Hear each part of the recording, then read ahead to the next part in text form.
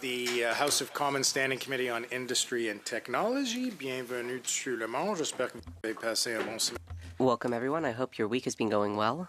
By letting witnesses that are joining us here in the room today know that when the translation piece is not in use, if you can please make sure to place it on the sticker in front of you to protect the health and well-being of our translators.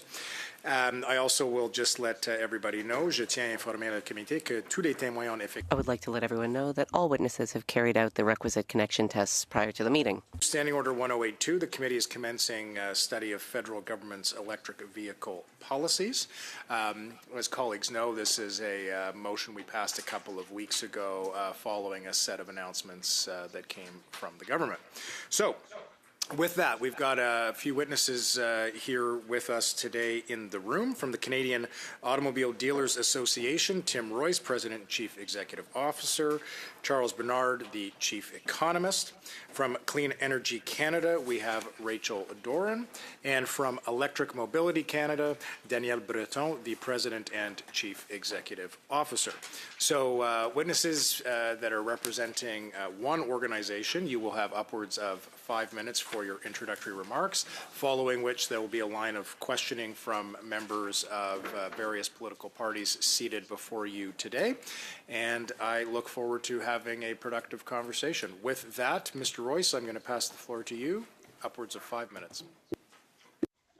Thank you very much, Mr. Chair. Good morning, and thank you for inviting us today. The Canadian Automobile Dealers Association represents 3,400 franchise new car and truck dealers across Canada and directly employ over 178,000 people, contribute $28 billion to Canada's GDP, and pay over $6 billion in federal, provincial, and municipal taxes. This year, our members will sell over 1.9 million new vehicles, 1.3 million used vehicles, and write 31 million repair orders. I would like to start by applauding the federal government on the recently announced auto strategy. The expanded and adjusted support measures aimed at maintaining Canada's vital automotive manufacturing sector are essential as we enter the critical phase of the CUSMA review. Dealers across Canada particularly applaud the government for ending the EV mandate and choosing a better path forward for emissions reductions that is more in line with diverse technology, charging infrastructure, and overall consumer demand.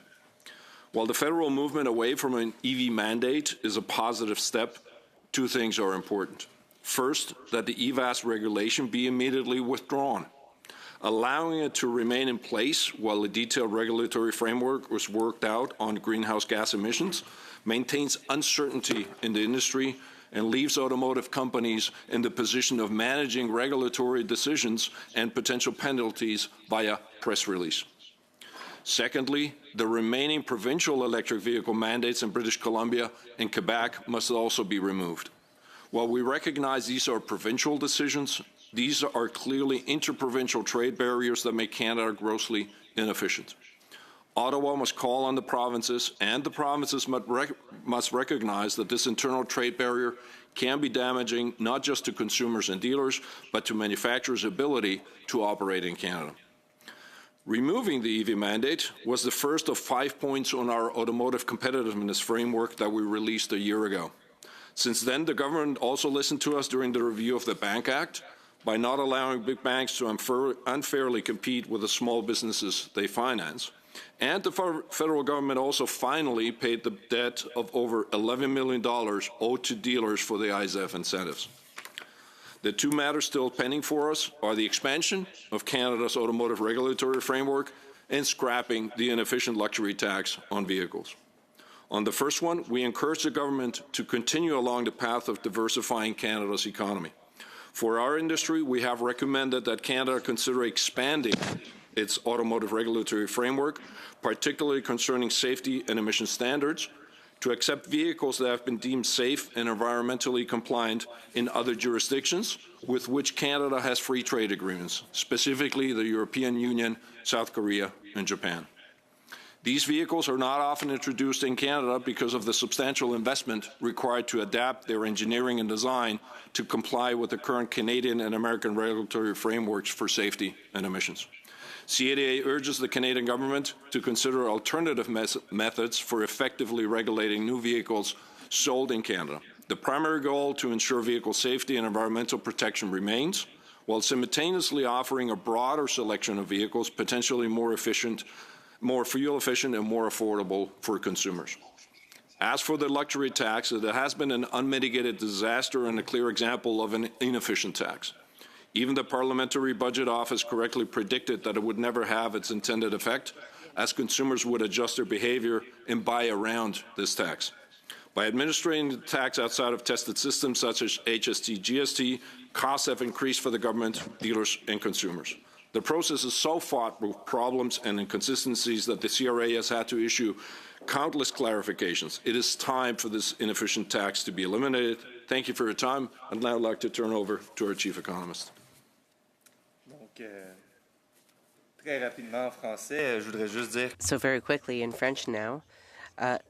My name is Charles Bernard. I am the chief economist for CATA, which represents 3,400 dealers, which we contribute $28 billion a year to GDP. And I will say again in French that we welcome the pragmatic approach adopted by the federal government.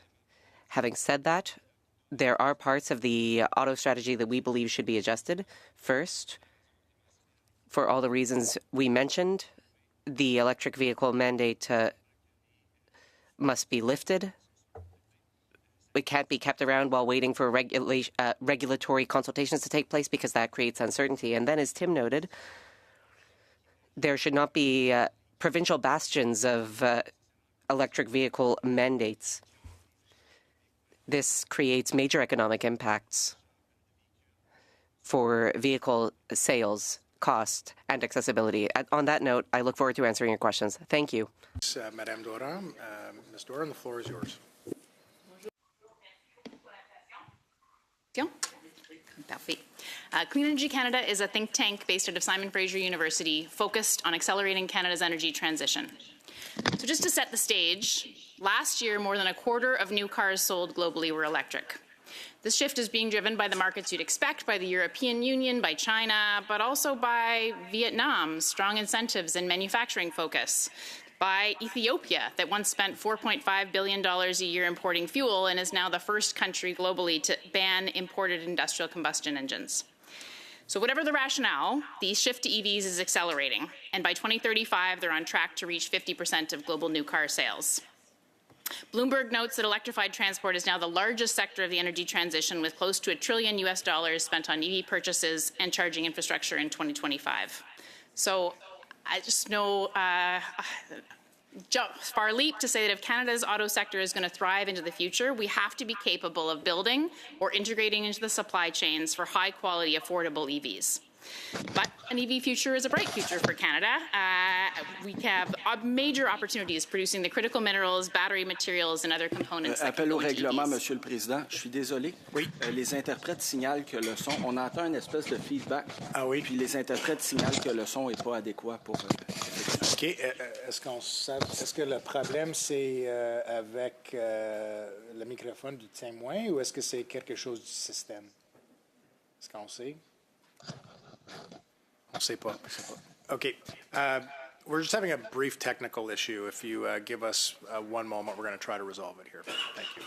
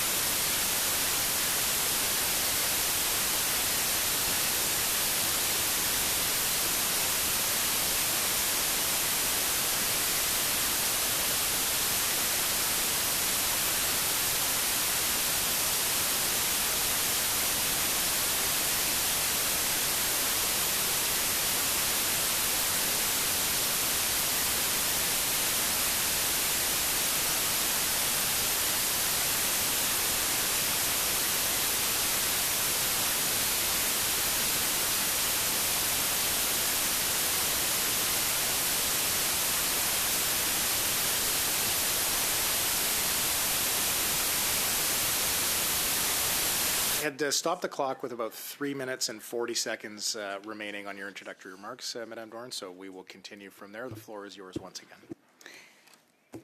Effectively, despite U.S. action, we are on our way in Canada. Over half of the original investments announced in Canada's battery supply chain are still proceeding, even if on shorter timelines or with interim plans to produce batteries for stationary storage while the North American EV market matures. And Canada's investments were wisely structured, so the majority of taxpayer dollars flow only when production actually happens. Canada was still ranked second globally for EV battery supply chain potential in 2025, and its recent moves to expand our partnerships with South Korean, German, and Chinese automakers can help bring technology, know-how, and anchor supply chains here to increase our future competitiveness.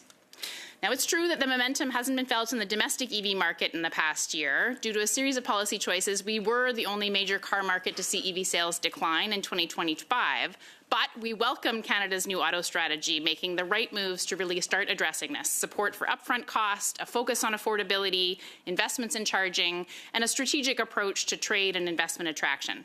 So we hope and expect to see a correction in 2026. Because Canadians are not an exception to this global trend. Our polling shows that nearly half still lean towards an EV for their next vehicle, with support rising among younger Canadians, or even if someone knows a single other person who owns an EV. Canadians also recognize that EVs save money. Our 2026 total cost of ownership analysis finds that in comparable ICE EV pairings, EVs save about $2,000 to $3,000 per year. That means up to $30,000 over a 10-year lifespan of a vehicle. Now, while many more North American automakers have been recalibrating strategies amidst a changing policy environment, many do focus on EVs over the longer term, which suggests they still see the future of auto as electric and are just adjusting scale and timing. So with this in mind, Canada's headed in the right direction, but we can't stop yet. So 3 key remaining actions include, and I would say in addition, I support my colleague's suggestion around the adoption of safety standards from other jurisdictions as an additional means to increase the availability and supply of vehicles in Canada. But my 3 are: finalize strong tailpipe standards to help power the domestic market and fuel investment. Canada has now committed to a 75% by 2035 commitment, and we need regulations to come into force by 2027 to really set certainty in the market. Now, this kind of regulation doesn't mandate EV adoption, but gives automakers flexibility in early years while requiring more EV sales as the policy ramps up. Similar regulations exist in the EU, UK, China, Japan, most major markets, and Canada needs to have this kind of regulation to keep pace. But design really matters here because Canada's current passenger vehicle regulations have only reduced emissions by 1% since they came into force nearly 15 years ago. So getting this next iteration right is going to be critical. We also need to recapitalize the Zero Emission Vehicle Infrastructure Program. Recent investments in the Canada Infrastructure Bank are important, but we need complements to help direct funding to places where the math may not pencil out yet. Rural and underserved communities and apartment residents should not be locked out of EV ownership. And finally, Canada can strengthen the midstream of its battery supply chain. Using trade deals and policy tools, Canada could attract foreign direct investment in battery or vehicle production with provisions requiring collaboration with Canadian critical minerals producers and timelines for Canadian content.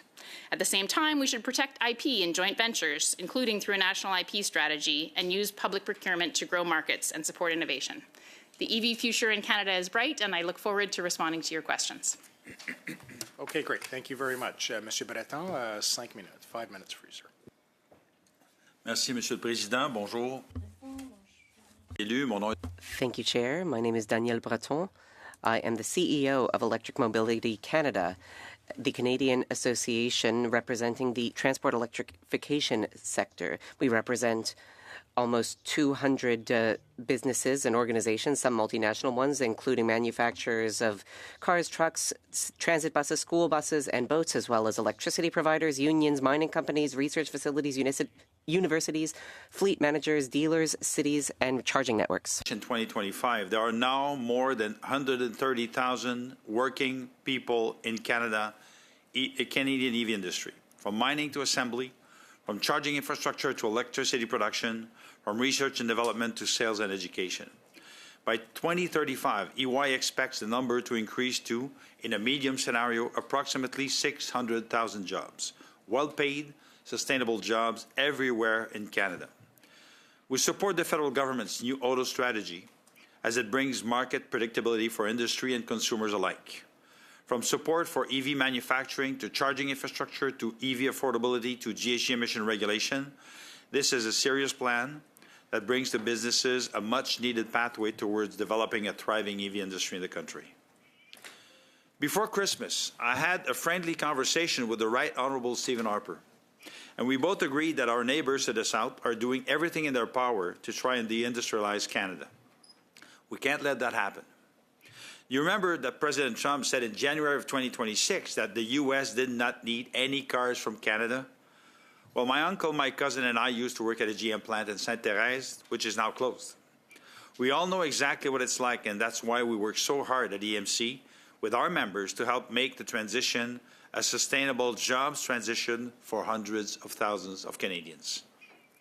Meanwhile, sound like Stephen Colbert. The current U.S. administration is trying to go back 50 years on car regulation, on EVs, on air pollution, on safety, on science, basically. While the rest of the world is moving forward towards a future-driven automotive industry, the U.S. is indulging in nostalgia as if we were in a Happy Days episode where the current president thinks he's the Fonz. Yeah, exactly. Canada was at a crossroad. We either had to decide to follow the U.S. in the wrong direction or the rest of the world in the right direction. The Canadian government chose the latter, and that is the right call. That's why we also agree with the government that is currently working with other countries to develop R&D, investment, and manufacturing partnerships to help us move in the right direction when it comes to the future of transportation, i.e. electric transportation. In the early 80s, I was in university. At that time, a war between Iran and Iraq erupted. It created the second oil crisis. The price of gas went up significantly, which created an economic crisis. That's when I started studying geopolitics of energy. 45 years later, while consumers around the world are suffering from the current war, the price of electricity to fill up my electric car has not changed. While the price of gas is highly unpredictable, the price of electricity is highly predictable. While oil companies are mostly foreign when it comes to oil sands, electric utilities are mostly Canadians and mostly public. In the past 10 years, electricity-related jobs have increased by 20%, meaning that there are now more jobs in the electricity sector than jobs in oil, gas, and coal combined in Canada. Most of the EV industry jobs, from mining to infrastructure to electricity production cannot be relocated, no matter what Donald Trump says. Il y a 4 ans, je suis allé en Norvège. 4 years ago, I was in Norway, and 2 weeks ago, I was in China. What I witnessed in those two vastly different countries was the future of transportation. In Oslo, which is a small Nordic city, and in Shanghai, a city with 30 million people, I saw an impressive quantity of electric light vehicles. All the buses in these cities are electric, all the scooters in these cities are electric, and the results are stunning. Shanghai has 30 million people. It is, despite this, shockingly silent and has air quality better than that of many Western cities, just 18 years after the Beijing Olympics, when pollution was omnipresent. When I was a younger man, I worked in a bar. Back then, we all thought that pollution from cigarettes was normal. 20 years ago, when the government prevented people from smoking in bars, many bar and restaurant owners screamed bloody murder, saying that they would all go out of business. But that is not what happened, and that is not what will happen with electric vehicles. One day, our children will ask us how we put up with so much pollution for so long. Electric vehicles are the future of both jobs and public health in Canada, and I agree with both Rachel and Tim. When you open the door to affordable electric vehicles from European jurisdictions, well, that is a good thing. I think we should be bringing as many affordable electric vehicles as possible to the Canadian market because affordability is a very important issue. Thank you. Okay, colleagues, we will now enter into our first line of questioning. And I'm going to pass the floor to Mr. Guglielmin for upwards of 6 minutes. Floor is Thank you, yours. Chair. Thank you to all the witnesses for being here today. Mr. Royce, I would like to start with you. You mentioned something, and I think we concur that we're happy to hear that the Liberal government has finally agreed to repeal the EV mandate that so many people in the auto industry were calling for. But one thing we're becoming increasingly concerned about is the fact that this EV mandate might be revisiting us through different means, through a regulatory process that's so astounding they're essentially enforcing one through a back door. What's your thoughts on this? Yeah, thank you for that question. I was at a major manufacturer 2 days ago that has production in Canada as well, and I had a conversation with their CEO, and they're currently, as that person put it, taking a bet on the future, on the next year. They're having to order parts and vehicles for either production and or sales in Canada, and they're having to bet on the future because they do not have certainty on what is exactly happening. Yes, our Prime Minister has announced that EVAS will be gone, but however, right now it is not gone. That also leads to companies that are publicly traded to have to disclose potential risks in their quarterly numbers that they publish. This is the real life aspect that we currently have. So if now all of a sudden it gets, the repeal of EVAS is now delayed until we have a good next step on greenhouse gas emissions framework, that's going to take some time. It's going to take somewhere between 6 months to a year, but the EVAS needs to be repealed now, and then yes, absolutely initiate the discussions on what the greenhouse gas emissions scheme or framework is going to look like. So when members from CATA appeared here last time, one of the main themes, and we heard this throughout our emergency auto study, was the need for clarity to sort of breathe life into the auto sector. So right now you're saying that clarity doesn't exist. Manufacturers themselves don't have that clarity and are, like they themselves are saying, taking bets. We should not be taking bets in the industry. We should have a certainty. We should have a clear framework that everybody can work off of going forward. And that is even more so in the two provinces that we mentioned, Quebec and BC, where there's also clear uncertainty on what the future is going to be of their respective mandates as well. So I spent much of my career in the steel supply chain, like working with supply chain integration. And when I think about the automotive supply chain, and when you have different regulatory frameworks in two different countries with such a deeply integrated supply chain, what are the potential consequences in your view if there's no alignment between Canada and the U.S. on auto regulatory infrastructure? We are running a huge risk long term if we do not keep some semblance of alignment with the U.S. Our reality is that we are in North America, our supply chains are integrated in North America, and if the standards drift too far apart over a number of years, we're not talking 1 or 2 years, we're talking about 5 or 6 years down the road, then all of a sudden Canada will be isolated and will be only an island, and nobody's going to produce vehicles only for the Canadian market. That is just a reality that we need to accept. Now, can we then do something additionally by opening up to standards of other countries? Yes, but that is on the edges. That's not going to be the core of the market. The core of our market is still alignment with the U.S., and we have to be just very cognizant of the fact if we pick a completely different path than the U.S., it's maybe not going to hurt us the first year, but 5, 6 years down the road, it's going to be very, very difficult for a company to produce vehicles just for the Canadian market. The volume is just not there.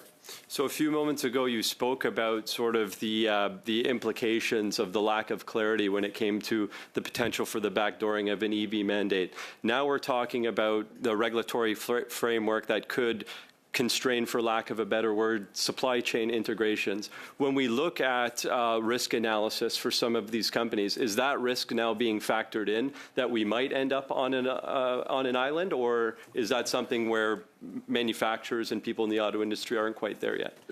That is probably a question for more the manufacturers to answer, what sort of risk profile they're each of them looking at and running. Now, obviously, we all don't want that to happen. The intent, I think, of everybody, both the government, opposition parties, us, industry, is to find now a solution also for CUSMA as it's being reviewed. That is currently what we have in place, and it's everybody's still preferred outcome that gets renewed, reinforced going forward, because that is the type of framework that we need as an industry that is stable and has provided excellent results for everybody over many, many decades. Mr. Bernard, I'm going to move to you here. CATA had said publicly that members can compete as long as there's a level playing field. So when we look at the introduction of Chinese EVs, who are often subjected to subsidies that North American manufacturers might not encompass, what would you say a level playing field would look like? Yeah, I think the level playing field on our position is in terms of how they enter the market and how they can sell those cars, right? So we've seen that process of having foreign entrants get into the market a bit when I was younger with some other countries. So that's a process that's normal, that was expected. We don't know all the details about the mechanics of it, but for us, there's a perspective about there's business practices, but also business models that work very, very well in Canada that has generated immense economic output for communities across the nation. And then, so we just want to make sure that when you enter the market as a foreign entrant, you're working with the same constraints that every brand is working with. Thank you. To be very clear on that. I'll be very quick, Mr. Royce, because Yes. we're out of time. Yeah. On that point, to be very clear, we're advocating for any new market entrants and for Canada and the Canadian government to administer the import quotas and only provide the import quotas to those companies that operate with a franchise dealer model in Canada. Okay, thank you, Mr. Guglielmin. Madame O'Rourke, floor is yours for 6 minutes. Thank you and welcome to everyone. We've all met before in the context of the Liberal Auto Caucus, so I appreciate your attendance here today. Just before I ask a couple questions, I just wanted to frame that I think the market will lead, and the industry is actually leading in the EV space. We're seeing this globally, and because we're talking about the Americans, despite the volatility in late 2025, U.S. consumers purchased nearly the same number of EVs in 2025 as in 2024. So if the market demand is there, then the production will be there as well. So just to talk about market demand, the question is for Madame Doran and Monsieur Breton. Budget 2025 introduces the productivity super deduction that will allow immediate expensing for zero-emission vehicles, meaning businesses can write off 100% of their vehicle EV fleet in its first year. It also allows for 100% deduction of capital investments, so auto manufacturers or any manufacturers in Canada can write off any sort of retooling in their first year, making Canada have the lowest marginal effective tax rate in the G7. Coupled with the auto strategy that has $1.5 billion for charging infrastructure to get away from some of that range anxiety that you mentioned in rural and northern communities in particular. We have returned to the consumer incentives for EVs and plug-in hybrids, and we have significant support for domestic auto manufacturers. I'm just wondering, given this set of tools that the federal government has brought in the last 3 months, how do you feel that will impact demand for EVs in Canada and buoy the demand and the automakers? I can start, and I guess I would say I think it was telling when you saw the responses to the auto strategy that organizations like ours who are studying the energy transition, as well as a number of automakers and others, came out in favor of the auto strategy. I think there were a lot of good wraparound supports there, as you said, both on the supply and the demand side. That said, I will say, I think governments need to have a role, and they are globally having a role. So when you look at countries around the world, 37 countries worldwide have been established or proposed fuel efficiency or greenhouse gas emissions standards.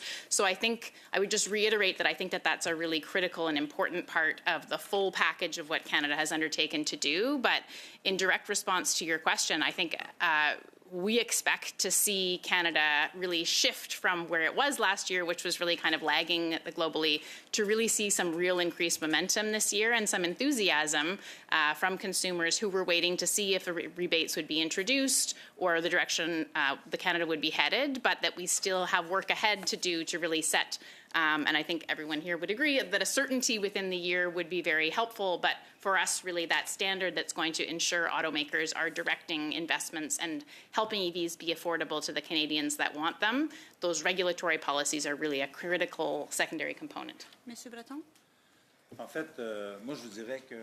would say that we were very much in favor of the policy in general because for the first time in far too long, We saw various departments working together instead of in silos, and that makes a real difference. Often we separate transportation and natural resources and the environment, and that's not the right approach. You can't just make announcements of funding. You need to also make infrastructure announcements and manufacturing announcements. There needs to be a cohesive approach.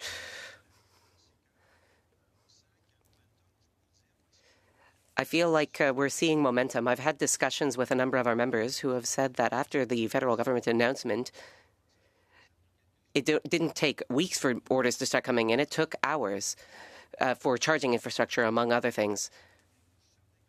I'm sure that we will see sales beginning to rise in the second, third, and fourth quarters of 2026. Also, it should be noted that the government announced discounts for electric vehicle sales. As part of that, they had a ramp. It was a graduated decline, and that created some predictability for both dealers and consumers, and that is exactly the sort of thing we need. Predictability and affordability, those are two things that have been cruelly lacking in the industry and in society as well. I'll get back to you, but first I have a question for Mr. Royce and Mr. Bernard. This position that you would like to see the Government of Canada support temporary foreign workers as mechanics. I understand there's a lack of qualified technicians across the country for EVs as well as ICE engines. Yeah, it's a huge issue. The tech shortage in the auto industry, but specifically for dealers, is a wall that we're facing that our industry is going to hit. Like every ambulances, fire trucks, cars of nurses, politicians is required to be repaired by technicians. And only in Ontario, we're facing upwards of 3,000 shortage and in terms of workers that can fix those cars. During COVID, dealers were recognized as essential services because of the service they provided, mostly on the cars that were being used on the roads for nurses, doctors. So it's an essential issue. And the temporary foreign program, not only with it existing as help, is a key part in providing the provinces the ability to go get the workers they need. But I'd say more at a granular standpoint is that there's workers that are already here that just need paperwork to get done rapidly. Stop you because I do want to get back to Madame Doran and Monsieur Breton. Madame Doran. I'm sorry, but that is time. Okay. But I'd encourage you to talk to your Liberal colleagues who might be feeling generous for sharing their time later. Monsieur Saint-Marie, 6 minutes à vous. Mr. Saint-Marie, you have 6 minutes. Thank you, Chair. Greetings to our four witnesses. Thank you for being here today, for your insights and for the discussions that you're taking part in. It's all really useful. First, I would like to echo what Ms. Rourke said. The government is, I hope that the government changes its position about the renewal of temporary foreign worker permits. We've been waiting for a pragmatic approach for 2 years now. And I'd like to also thank my colleague, Ms. Dancho, who proposed this important study in this committee. My first question will be for Mr. Breton. First, do you have any general comments on what we've talked about so far? I would especially like to hear you talk about regulation harmonization. Should Quebec follow what Ottawa has already done? Inaudible for the interpreter. Microphone, please. People from CATA and other auto dealer representatives want there to be one North America-wide set of regulations. Because for businesses, Canada is not a country, it is only a market. They think that respecting the will of elected officials in a given province is less important than respecting the will of the market. I find this unacceptable. I wouldn't hear of such a thing. Quebec is 23% of the Canadian population, but over 40% of electric vehicles. So Quebec is quite ahead of the rest of the country. So when people come and then say, instead of having zero emissions standards specific to Quebec, Quebec should cease being a leader and instead follow the rest of Canada, you know, follow what Alberta and Saskatchewan are doing, well, I think that is shocking. I find it bizarre that people are saying, hey, Quebec elected officials, you should just back down and do whatever the Canadian federal government does. I find such ideas to be unacceptable. Quebec has its own elected officials who make Quebecois laws to respect Quebec interests. Quand même, A few things have been brought up. People have noted that the Canadian car market is a small market. So will big manufacturers really respect standards just because Quebec or Canada imposes them? Norway is only 5.5 million people. They have over 90% of their sales that are electric vehicles. So it seems that it didn't make a major difference for Norway. Canada is the same size as California. And yet more new vehicles, in fact, more new vehicles are sold in Canada than in California. So this idea that Canada is a small, ineffective market is a false one. And I find it surprising that people are making claims like this. People are saying that it's good news for Canada to lift its electric vehicle standards and zero emission standards, but that does not mean we should go back to zero.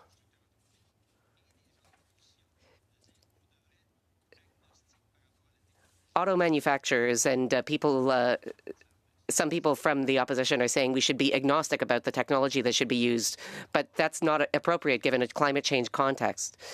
When you criticize the Canadian government's policy, you should be reasonable about it. We are ready to live with the government lifting its standards. And I do recognize that this will help car manufacturers like Toyota who build in Canada. We get it. We are pragmatic. We understand this. But at the same time, people should criticize the government in a consistent way. Thank you. Mr. Bernard, Mr. Royce, would you like to weigh in? I would. I will answer in English if I can. So, first of all, ideology met market reality in Canada and also in the provinces of Quebec and BC. And by market realities, we mean consumers' demand higher, yes, in the provinces of Quebec and BC than federally, but at the end of the day, nowhere near what the respective regulations established, be it federally or in Quebec or in BC. So it is not, what we're advocating is not against EVs. It is advocating against mandates and regulations that are not based on market realities. When those percentages cannot be met, you need to adjust. And that applies as well for Quebec and BC, regardless of whether they choose a different method of calculating and how they arrive at their percentages. But even in Quebec, the demand was nowhere near what it needed to be to reach the Quebec targets. And therefore, it needs to be adjusted. As to the regulations, the regulation itself is called EVAS, Electric Vehicle Availability Standard. It wasn't called Zero Emission Availability Standards. Okay. Merci. Il reste 30 secondes, Monsieur Breton. With 30 seconds left, I'll give it back to Mr. Breton. That's ridiculous. The new credit numbers came out just 2 days ago. And what we've seen is that electric vehicle manufacturers have accumulated more credits than they need, which can lower their sales without any kind of penalty. And that a majority of manufacturers have no credits to buy. If you look at the numbers that went out this week, it will be clear that what the gentleman is saying is false. Thank you, Mr. St. Marie. That's all the time we have for you. For 5 minutes. Thanks, Mr. Chair, and thank you to all the witnesses for your presentation. Mr. Breton, I'll start with you. Did your organization receive $300,000 of federal funding to develop training curriculum for the ZEVs? Us? Your organization. Did you receive a federal grant? For federal funding for training for ZEVs? Yes. We receive funding to train dealers for the sale and the maintenance of electric cars. Correct. 2 years ago. Yeah. 2 or 3 years ago. So you have a vested interest in promoting EVs. Is that correct? The name of our organization is Electric Mobility Canada. This is the mission of EMC. Yes. Okay. Thank you. You know, I'm not against EVs. I think they have their place, and but it seems to me that the whole EV market doesn't exist without government subsidies, and I'm not sure that would apply to the rest of the automobile industry. So, could I reply to that? Thank you. No, No? You've answered for me. Thank you, Mr. Roos. I would like you to explain to the committee what the demand for EVs has done in the last year in Canada. So the EV demand last year was heavily also influenced by the announcements of the government at different points in time. Bless you. On whether EV incentives were to come back or not. That led in the beginning of the year as well to some consumers to hold off on the purchases if they knew or had read an announcement that maybe some money was coming back from the federal government, so they held back. There was also, I have to go back 1 year further, in 2024, at the end of 2024, especially the last quarter, the demand in Quebec was very high because everybody understood that come January, the Quebec-specific EV incentives were going to decrease substantially, and therefore there was a pull forward demand as well. In 2024, that then led to lower numbers in 2025. What we have seen so far this year, and coming back to a member's earlier question, since the announcement of the auto strategy, yes, we've seen a positive effect on the marketplace, on EVs. So just to be very clear, our members are not against EVs. EVs will be and continue to be a vibrant part of the market. It is just that they're not the only solution, right? And that they're not able to reach, the demand is not there to reach the numbers that the government was at the time foreseeing. You represent dealerships. Do your dealerships comment at all on the resale value of used EVs? Yes. So we're starting to now see EVs come back into the marketplace after the first cycle. This is an interesting aspect as well because the value of a used EV, the main part of it is the health of the battery. Will the battery last? Yes or no? Initially, there were some issues in dealers being able to diagnose correctly the health of a battery that is an off-brand. So if you're a dealer of a brand A, but you receive in trade of brand B, are you able to assess that? Different tools, different architectures, things of that nature. That was the initial issues that we're dealing with technically to properly assess the value of a used EV. Those things are slowly being worked out and worked through. We estimate that in North America, we're going to have somewhere close to 30,000 EVs roughly coming back on a monthly basis very soon. They're started to go through the regular paces of also auction houses and things like that. That's going to become part of normal life as other used vehicles as well. Okay. And are they seeing that that there's a significant difference in used valuation between a comparable EV and a petrol-powered automobile of the same vintage? That is very difficult to assess because you don't have the same vehicle with either internal combustion or EV drivetrain, so that's very difficult or almost impossible to assess. Okay. Okay. What are your dealerships thinking about the Chinese EVs?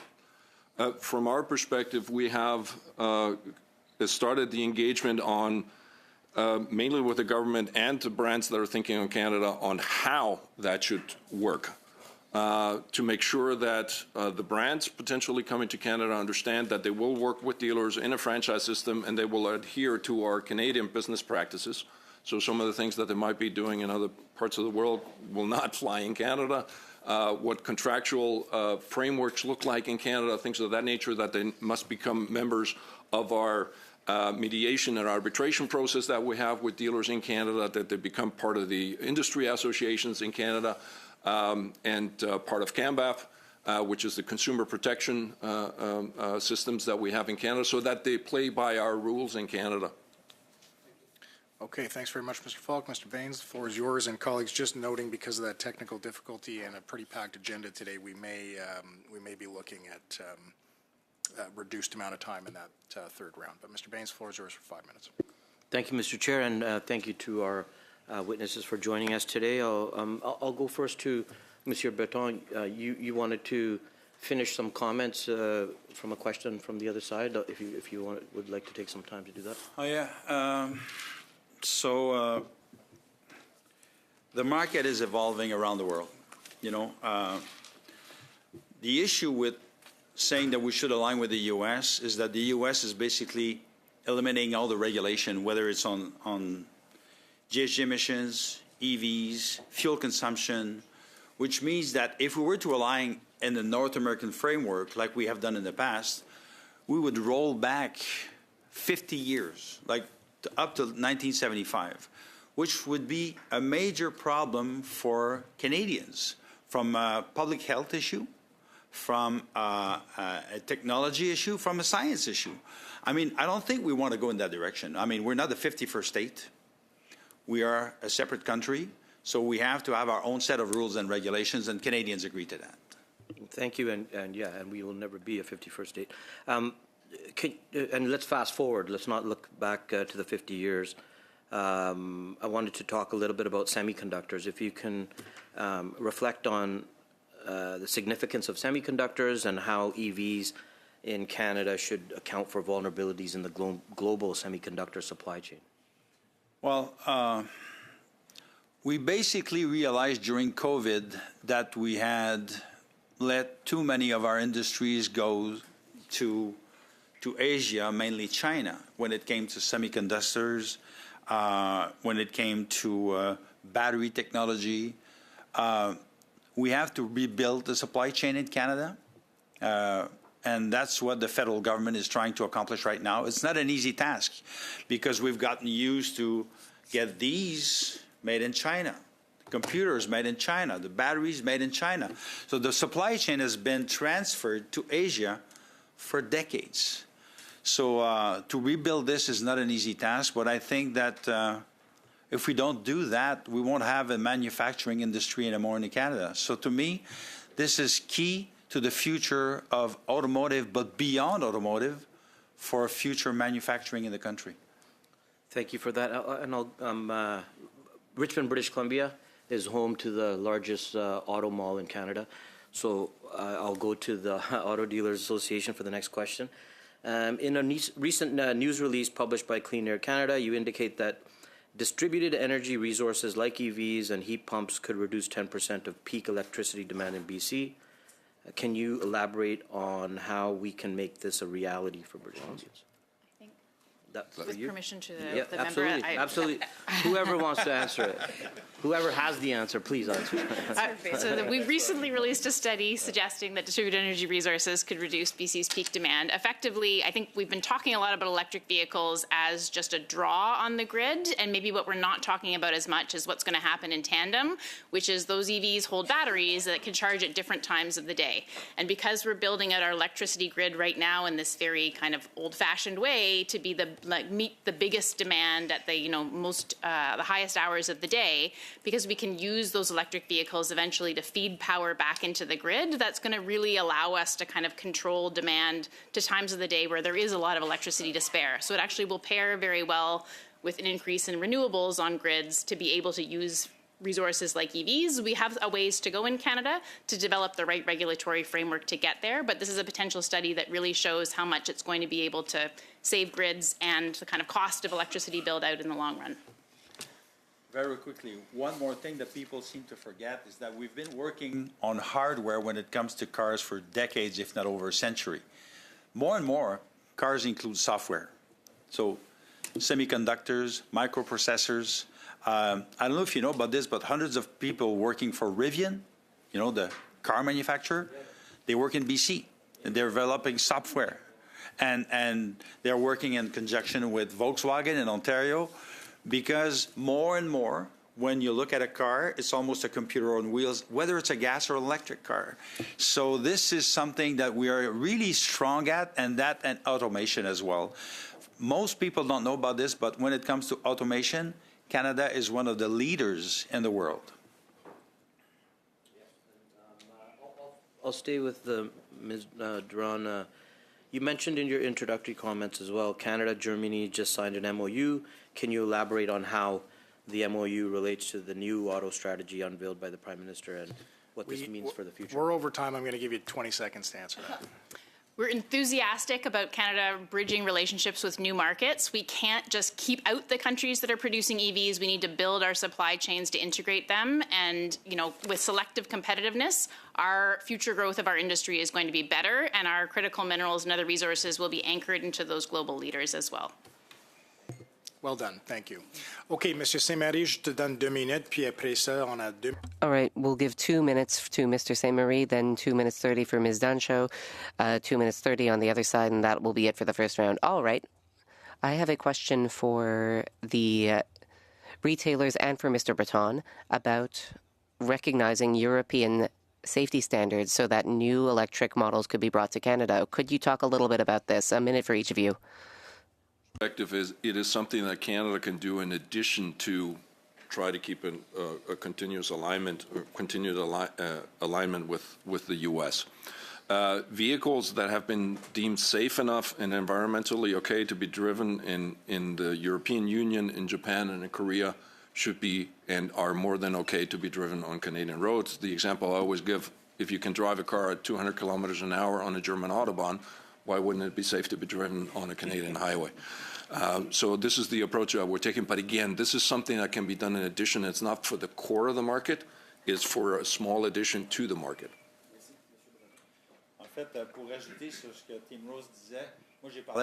Just to add on, I spoke to a German government representative, and he said that there are people who believe that European cars are less safe, and he said that European governments are offended by this. There's something else I will add, though. There's one part of the equation that the current government has not taken into account: critical minerals. There's a critical minerals strategy, but we've completely forgotten about battery recycling. Right now, there's lithium, lithium, which got disassembled and bought by the Americans. Another company also got bought up by the Americans. And when we sell battery recycling to the U.S., we are really selling them billions of dollars worth of critical minerals. And this is something that the government has failed to take into account. I think that the Canadian government and its representatives must absolutely think about the critical minerals found in batteries. Those minerals have an environmental and a financial value. Thank you. Ms. Dancho. Thank you very much. I'm going to follow up with you, Mr. Roos, about a comment you made earlier on Chinese EVs when they're entering other markets, that you've sort of indicated with your tone and your language that it was not a good situation what happened to those countries in some ways. And I'm sure you're aware, but Volkswagen, a German company, has had to pause production of one of their German EV plants amid weaker demand, while at the same time, Chinese automakers have been gaining a share in Europe. Particularly BYD's EU sales rose sharply by nearly 250% in the first 8 months of 2025 compared to the same period of 2024. So again, we're seeing a German EV, a long-time auto manufacturer, power down in some ways, while Chinese EV imports in Europe are powering up. So can you just elaborate on some of the experience you're aware of? Yeah, the let's say business practices that I was referring to, let me give you one concrete example. We made sure that the manufacturers understood that if you have a dealer network in Canada, that we certainly would certainly be what we want is that each contract is going to look exactly the same. That was news to them, whether a dealer sells 100 vehicles or 1,000 vehicles. So in countries and other countries, they've instituted contracts that are, dependent on the dealer's size. No, that's not business practice in Canada. The contract's got to be exactly the same. Yes, the name of the owner and the location of the dealership might be different, but the contractual conditions have to be exactly the same for everybody. That we have NADAP, which is our National Arbitration and Mediation process in place in Canada that is used by dealers and manufacturers if they have disputes to resolve things, not necessarily going the legal route each time. That brands and dealers have the right, and we strongly support them in building dealer councils, meaning a group of dealers that will negotiate things on behalf of dealers with the manufacturer, things of that nature that might not have been, let's say, common for them in other countries, not necessarily Europe, but more South America and in certain Asian countries in Asia Pacific. But we've had good conversations, externalized what it means to do business in Canada, and so far we're being listened to. Thank you.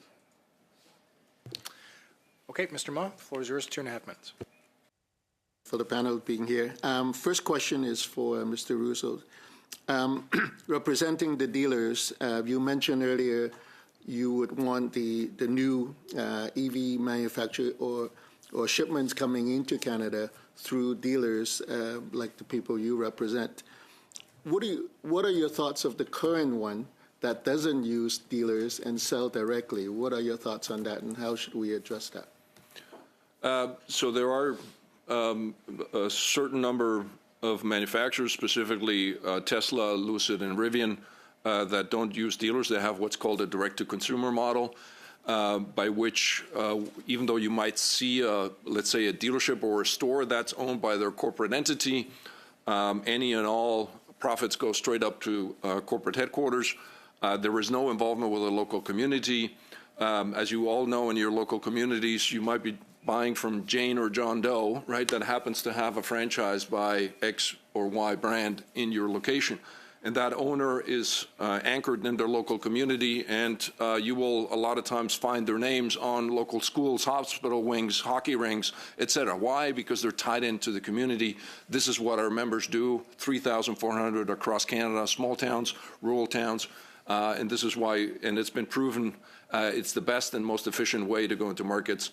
And interestingly enough, the Chinese manufacturers that are thinking of coming to Canada also realize that it's the fastest and most efficient way to get into the marketplace. That's great. Thank you. So in an extension to that question is, with electric vehicles, maintenance demands certainly goes down significantly. What is the industry working on to remediate that and move forward with that? So that is... One of the myths is that our members don't like EVs because they don't produce so much on the back end, on the service side.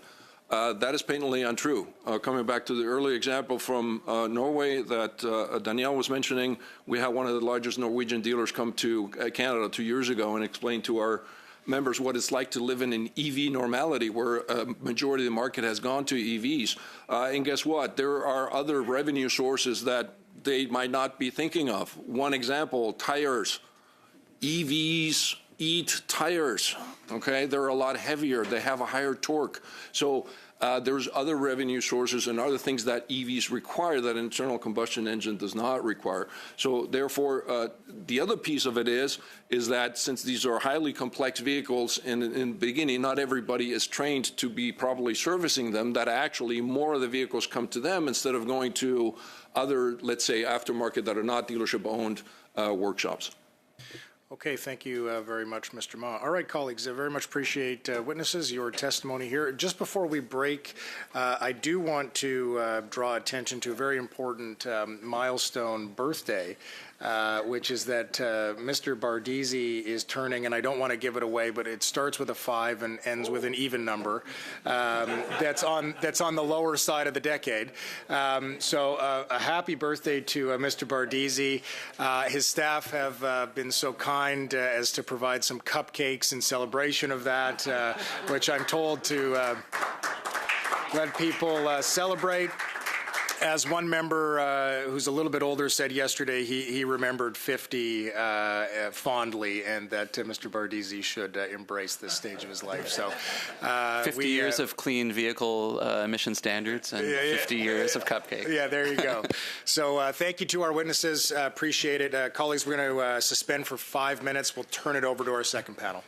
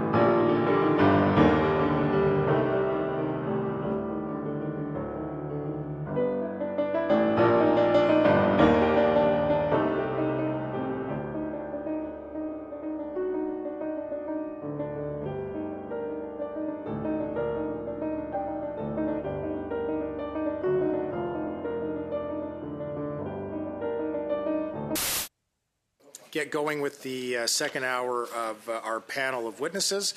We have joining us virtually today David Shipley, who is the Chief Executive Officer and co-founder of, and Mr. Shipley, I'm not sure if I'm pronouncing this correctly, if it's Beauceron or Beaucran.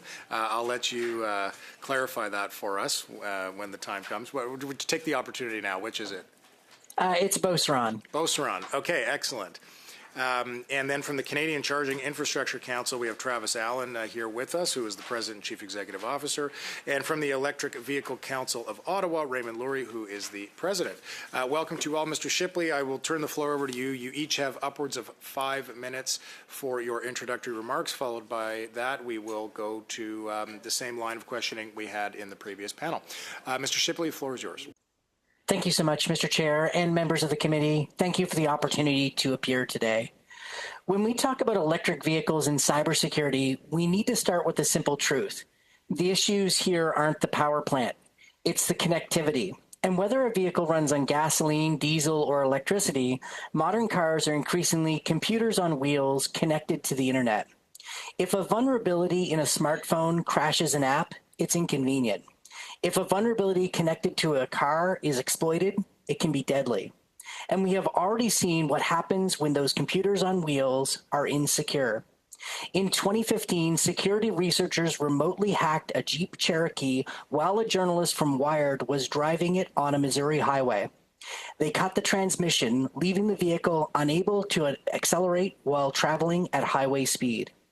In further testing, they demonstrated the ability to control the steering and disable the brakes. That vulnerability forced the recall of 1.4 million vehicles, and little has improved since then. Recently, a cyber attack hit a Russian company that provides internet-connected vehicle alarm systems used across multiple car brands. The attack knocked the company's infrastructure offline. Thousands of drivers suddenly could not unlock their cars, start their engines, or disable their alarms. Some even reported engines shutting down unexpectedly while driving. The threat to connected vehicles is not hypothetical, and it is not in the past. It is a clear and present danger. Connected vehicles also collect enormous amounts of sensitive information. They capture precise location data, telemetry about how we drive, and often audio and video recordings from inside and outside of the vehicle. A connected car is no longer just transportation. It is also a rolling surveillance platform. China banned Tesla vehicles from its military bases and sensitive political gatherings for good reason. And in the wrong hands, a vulnerable connected car can also be a weapon. That creates real risks.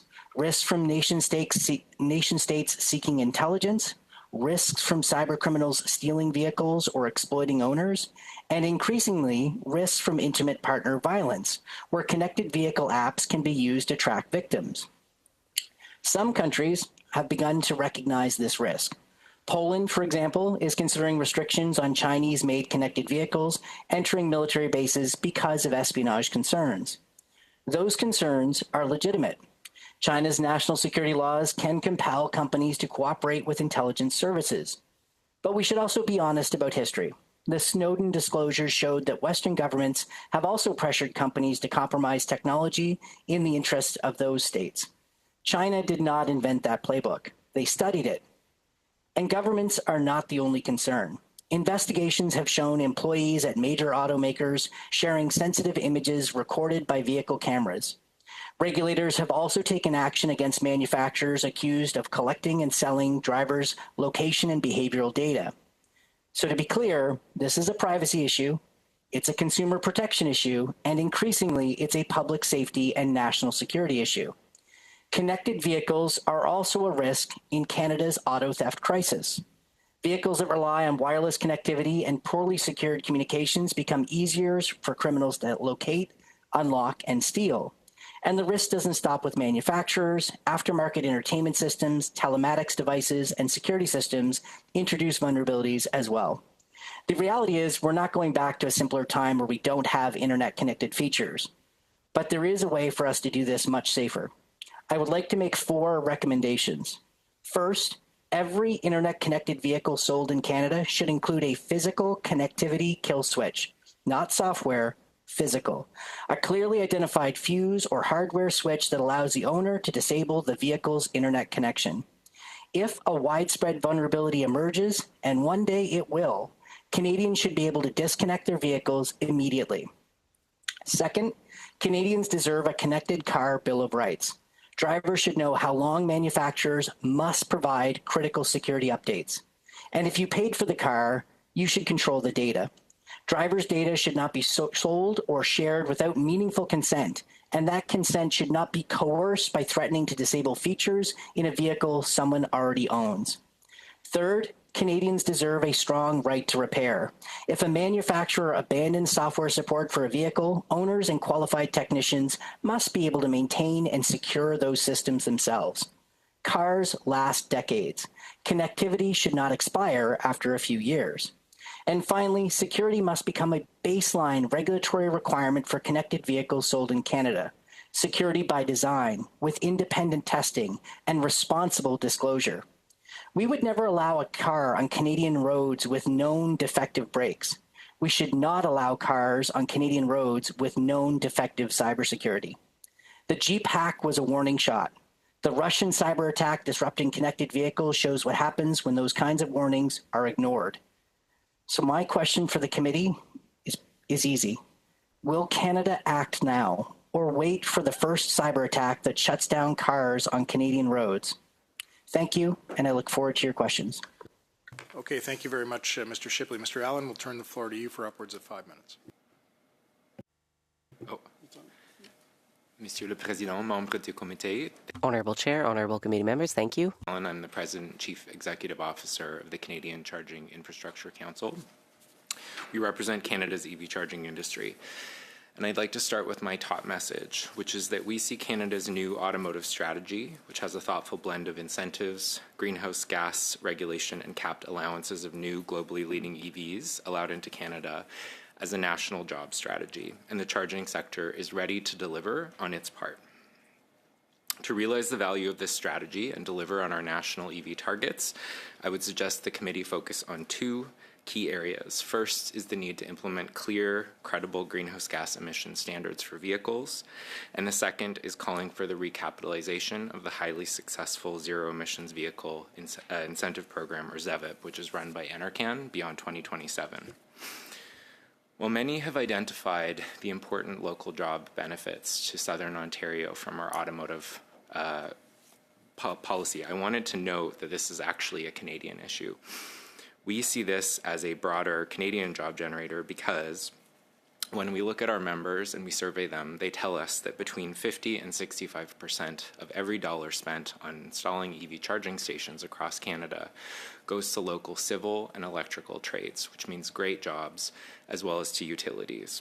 We estimate that a typical ultra-fast charging station is around $125,000 per port to deploy in Canada. We've conducted preliminary analysis on the release of the Canadian automotive strategy, and specifically the targets of 75% EV sales ZEV sales by 2035 and 90% by 2040. And our preliminary modeling suggests that this could lead to over $4 billion of public fast charging investment alone in Canada, to say nothing of the private charging investments. The key issue here is that these regulations need to be credible and sufficient to meet Canada's objectives. In that case, we know the charging industry can deliver. Parn recently reported that despite uncertainty, Canada's charging industry added 1,925 new fast charging ports in 2025, which is a 28% increase year over year, reaching 8,804 total ports. Analysis from CCIC indicates that Canada's public fast charging deployment growth has risen 25% year over year each year since 2020. That is despite several headwinds we're all familiar with over that period. So the big question that our members face is, can we predict how many people will be driving EVs over the next decade? A typical ultra-fast charging site can cost upwards of $500,000, even $1 million, because it usually involves multiple ports. And so charging companies are accountable to sophisticated capital providers. These include lenders and investors who need to see an economic return. That's why they closely analyze projected traffic and numbers of EV adoption over the 8 to 12 year period that they are typically looking at to deploy charging stations. This cycle means that regulatory certainty today can help deliver billions of dollars of infrastructure investment for tomorrow. If we don't have credible standards, if we don't have standards that allow us to do this modeling, it can severely interfere with the ability to leverage that private capital to deploy. The other really important issue is making sure that all Canadians get to take advantage of the costs and use benefits of electric vehicles. That means looking at areas that have low charger ports deployed per capita, which we call underserved, and looking at areas of multi-unit residential buildings like condos, stratas, and apartments.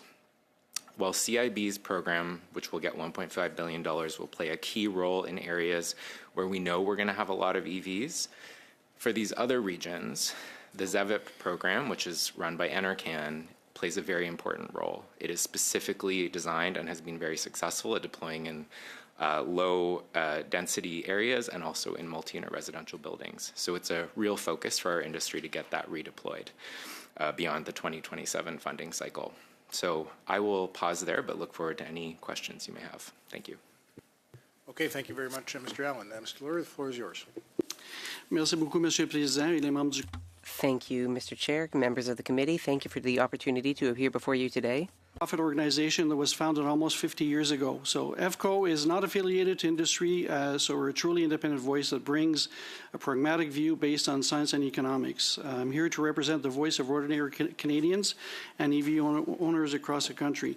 The electrification of transportation and indeed of much of the rest of the economy is inevitable for economic reasons. It's simply cheaper to run with electricity.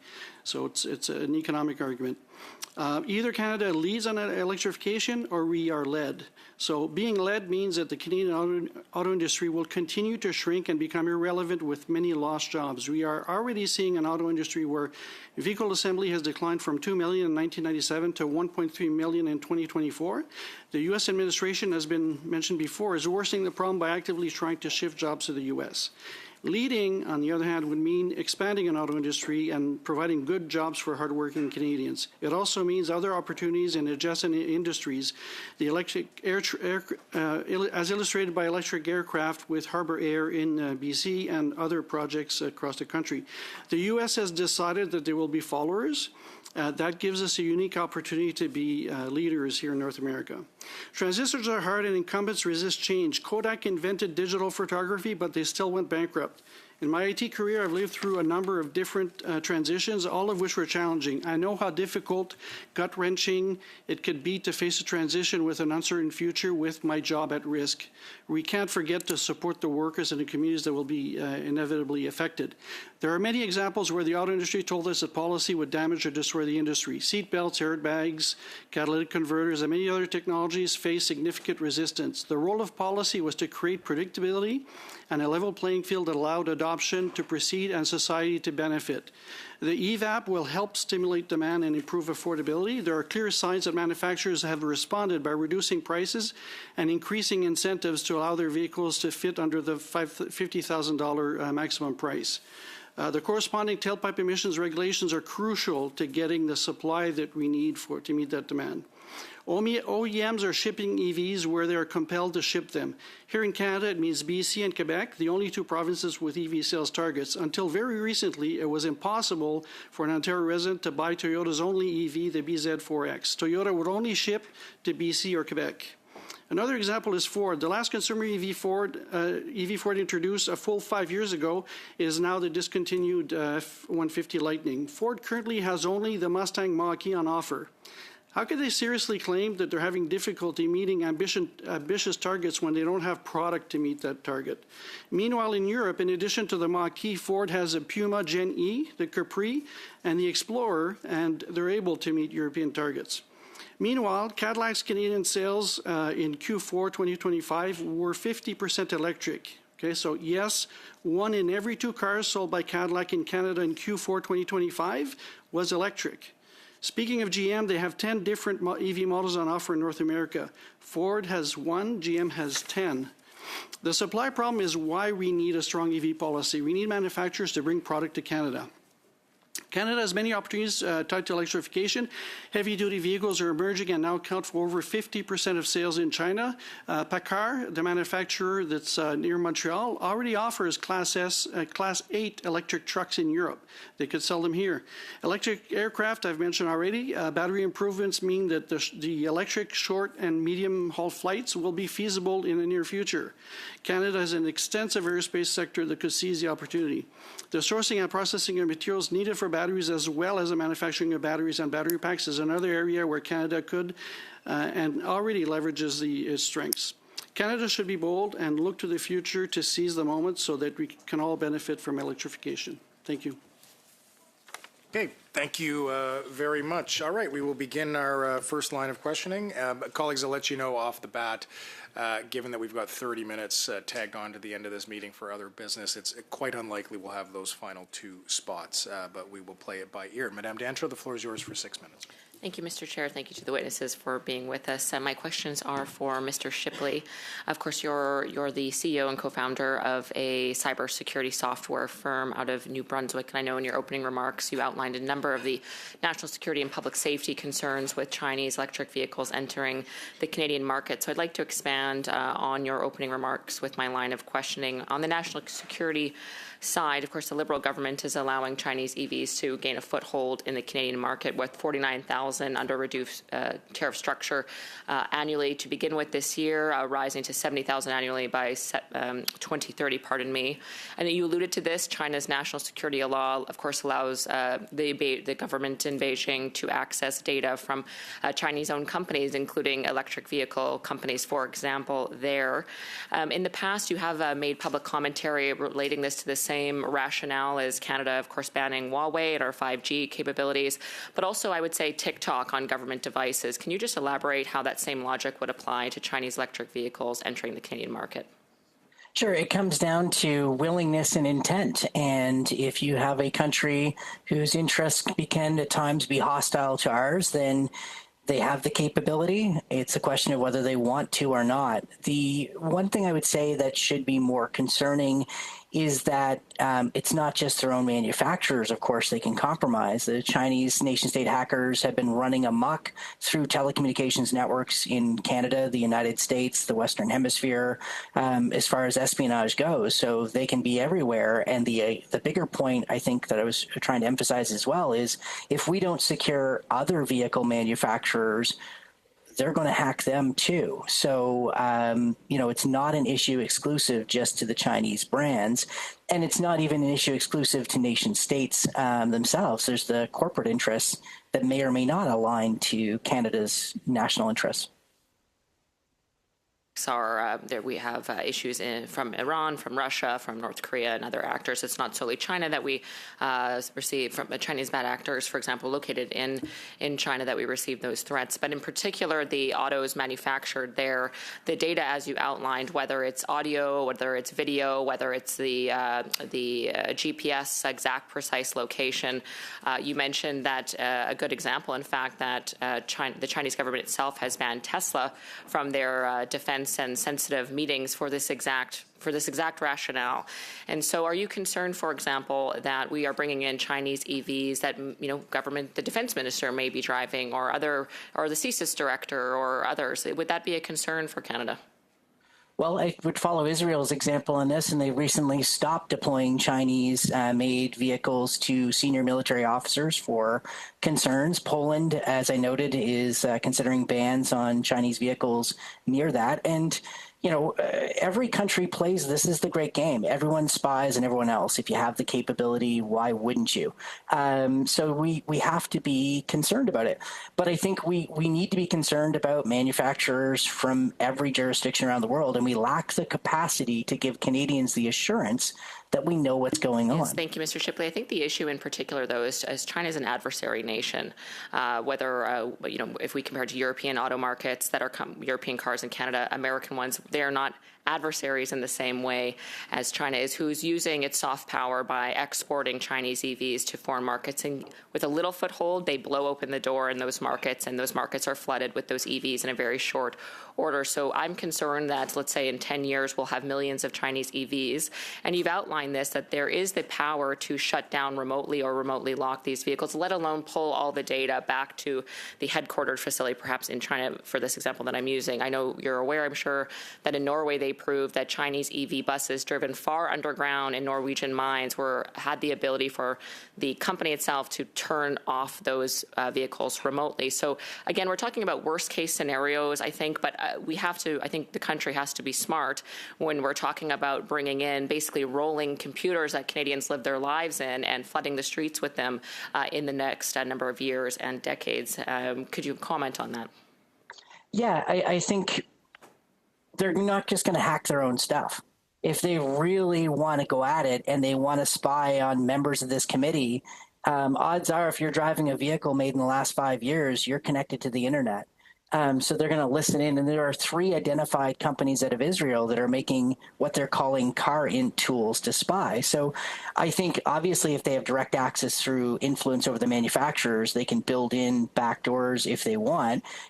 Same can happen with American manufactured vehicles and other things. And I think our list of what's hostile to Canada has changed dramatically in the last couple of years. So I think it's a good idea to, if we secure all of them, then we don't have to worry about any one manufacturers alone. We have the assurance we have the right standards. And I think that's where I think the simple solution of mandating a kill switch. Every Canadian should have the right to take these off the internet. I think something that we've heard, though, in the AI, in our AI study is that a kill switch can be overridden by AI technologies today.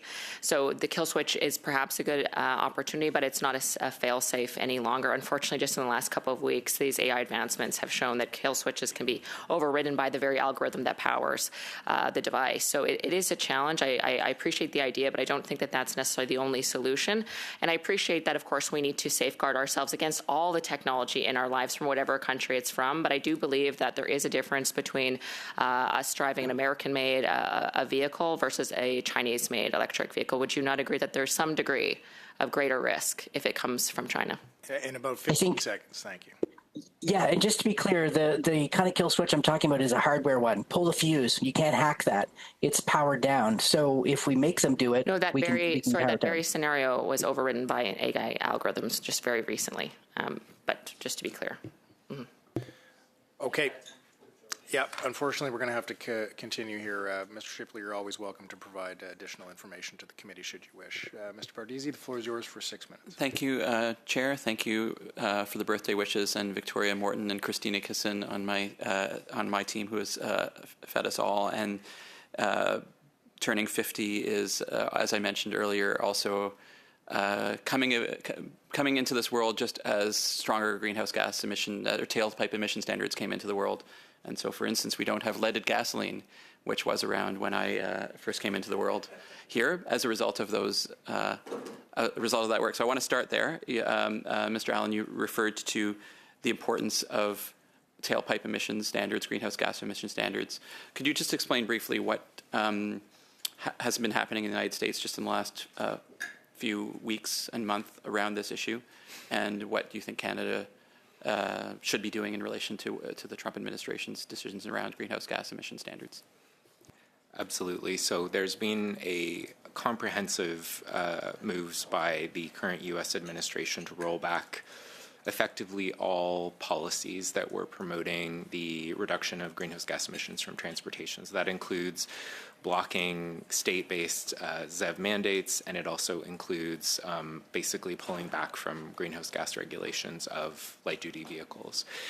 Canada found itself in a very challenging situation, one of many, I would say, over the recent year, where it needed to decide whether it wanted to follow that particular anchor right down into the bottom of the ocean or set its own course and determine to create greenhouse gas regulatory standards for Canada. And that's exactly what the government did as part of the auto strategy. And that course is also one that is continuing to attempt, where California is attempting to pursue the same approach.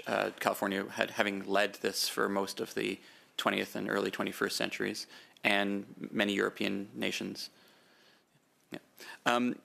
You referred to the private charging, the charging investment programs that have been made available through our new auto strategy, which incidentally also includes those tough greenhouse gas emission standards that you referred to us choosing. And you also said, but private charging this doesn't include private charging investment. So what's your sense of what proportion of private charging investment can be accompanied when there is public charging dollars? What kind of ratios are we talking about here? Absolutely. So if you look at charging data, what you'll find is that most Canadians charge at home between 70 and 90% of the time, which means the bulk of charging, if you have a detached house, is home charging. So that typically will be a station that can be anywhere from $0 to $1,000, and then installation can be from $1,000 to $3,000 depending on your house. So I mean, we're talking, you know, also billions of private investment as well as for fleets and schools and workplaces as well. And in general, households would offset these costs, whether they can finance them or not, by just the lower servicing costs of running the vehicle, because it's because that electricity plus the charging infrastructure will over time be less expensive than gasoline in general. Is that correct?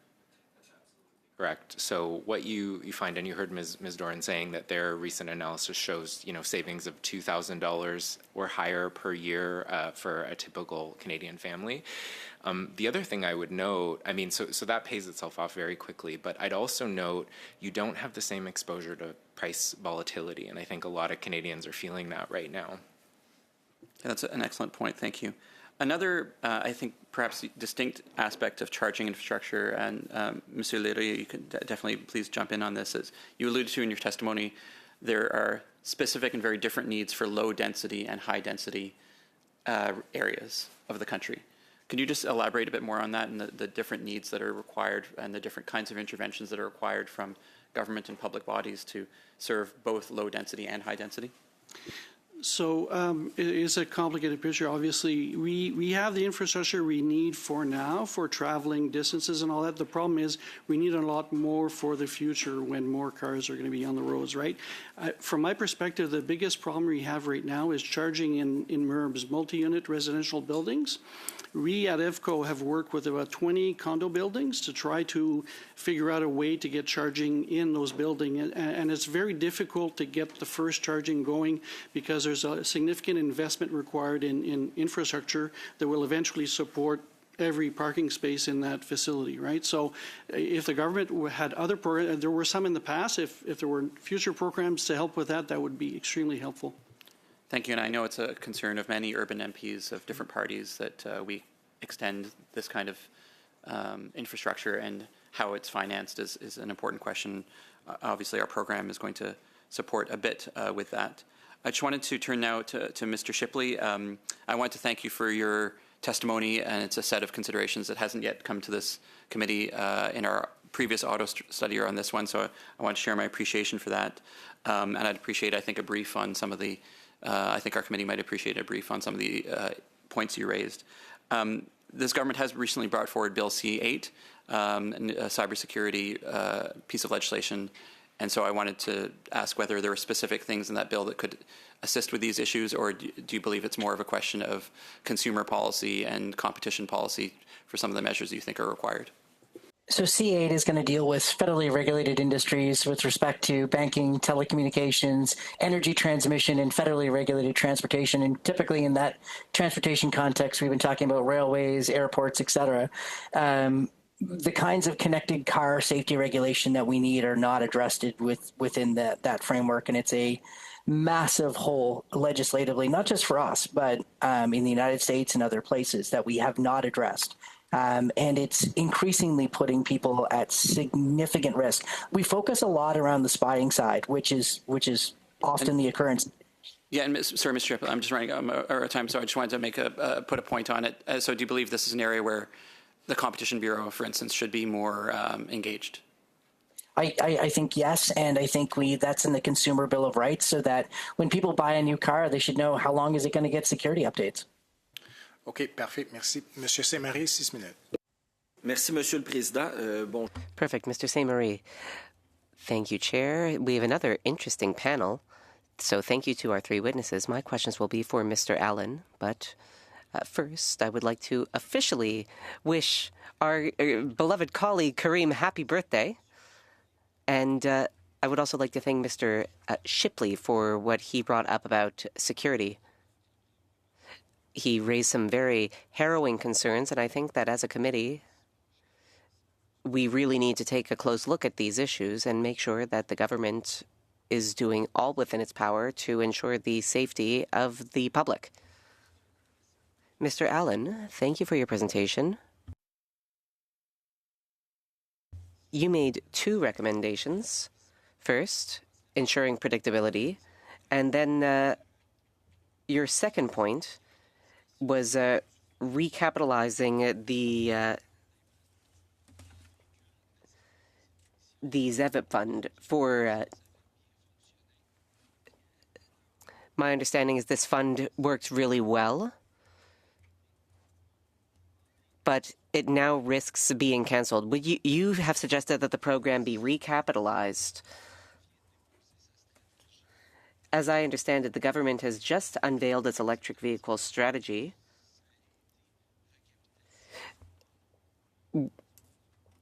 Have you given up hope that there will be recapitalization, or is there still hope remaining? Je suis optimiste. I'm an optimist, so I always keep some level of hope. Apologies. I think that there are some things that the Canada Infrastructure Bank can do that would make a real difference. For example, having charging stations in areas where the private sector is not investing. One problem has to do with underserved areas. In those cases, the ZEVIP is the program to use. I hope that the government will consider recapitalizing this program to address these issues. Thank you. I think we're clear there. So the government did not recapitalize the infrastructure program. However, it did set aside money for zero emissions infrastructure via the infrastructure bank, as was announced in the strategy. But those are loans. You are asking for a full refinancing, which would cover some of the costs associated with this infrastructure. You've also noted that if you look throughout the economy and how electricity is being rolled out, yes, the private sector is active in densely populated areas, but in less highly populated areas, the private sector will not call up the infrastructure bank, and at the end of the day, these areas will continue to be underserved. Have I understood correctly? Yeah, I think so. I'll answer in English for this one. So both programs actually have an element of repayability. They are very well designed to protect taxpayers. So the Canada Infrastructure Bank facility is designed to catalyze private investment through loans historically that are repayable based on utilization, which really solves a problem that many investors have because they're taking what we call utilization risk. The ZEVIP program actually also has elements of recoverable financing as well, depending on sort of the performance of the stations.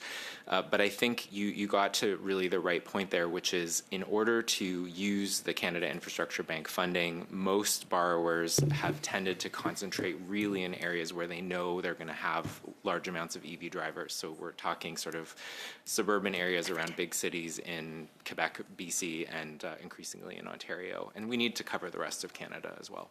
OK, merci. Puis justement, je vous demanderais de nous expliquer pourquoi.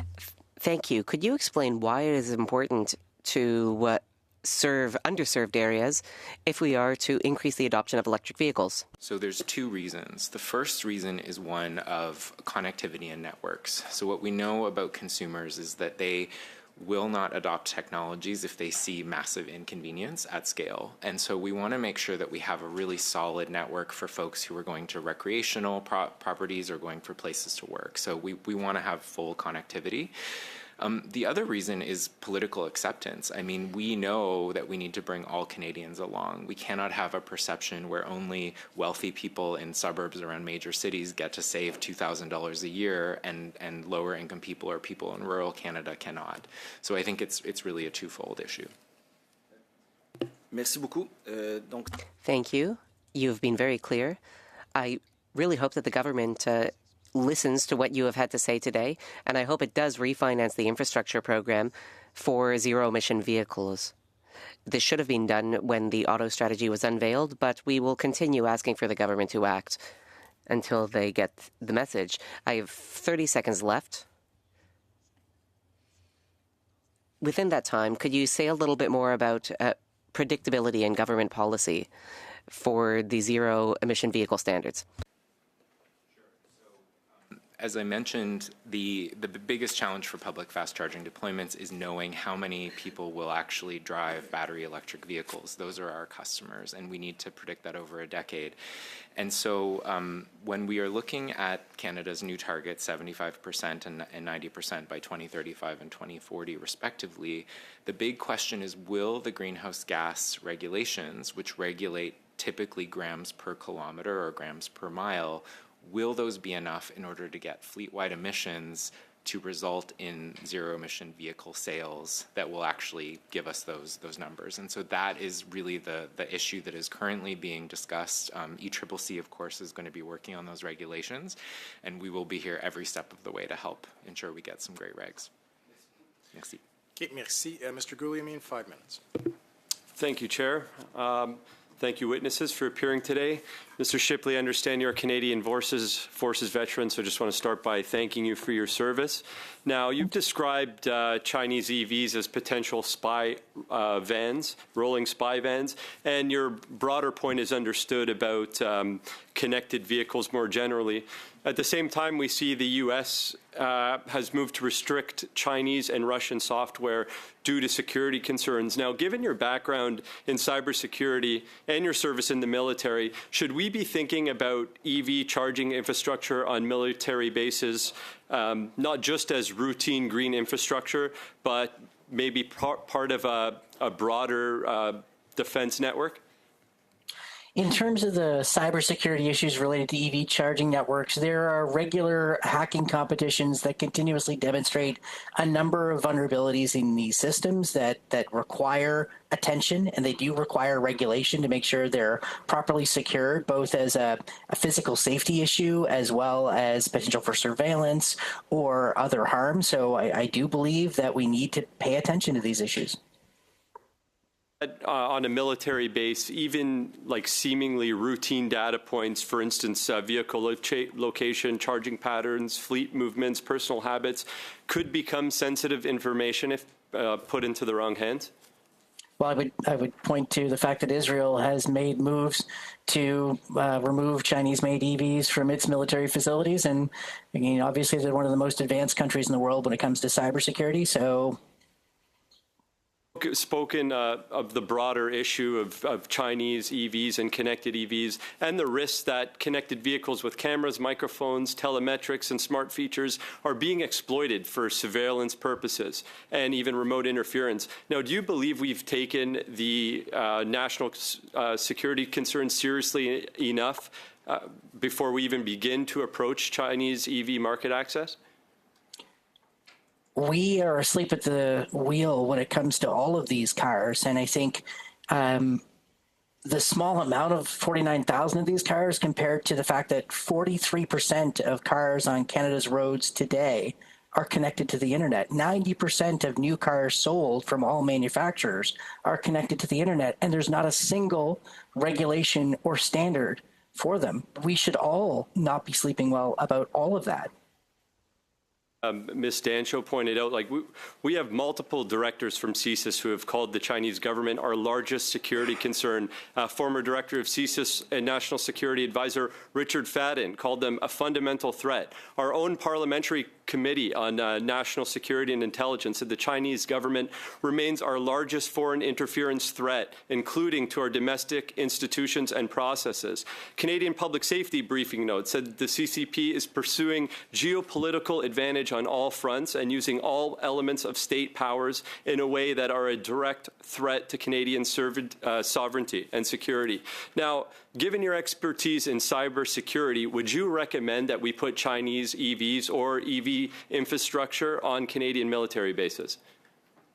I would think that we should probably understand why allies like Poland and countries like Israel are not doing that. And we should probably have a fulsome investigation and a thorough risk analysis done by our military to understand the benefits and the risks they're taking on. I think that's an important part of that.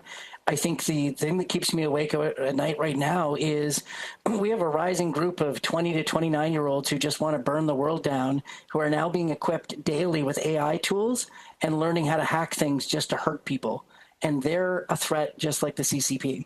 Off there, but time is limited. So that would be, so you wouldn't recommend this. You think there'd be a big risk there. Similar question, would you recommend that ministers of the Crown or the Prime Minister operate with one of these vehicles? I would leave that to our security agencies to determine, but if I was in their shoes, I wouldn't be driving one. So if there's a great risk to military and government officials, then obviously having them, it stands to reason that having them in the public sphere would also pose a security and national security risk. Chair, if you'll indulge me, I would like to move the following motion. So given that the committee undertake a consideration of the supplementary estimates, C 2025 to 2026, referred to the committee, that the Minister of Industry and department officials be invited to testify, and that the committee report the votes back to the House no later than March 26, 2026.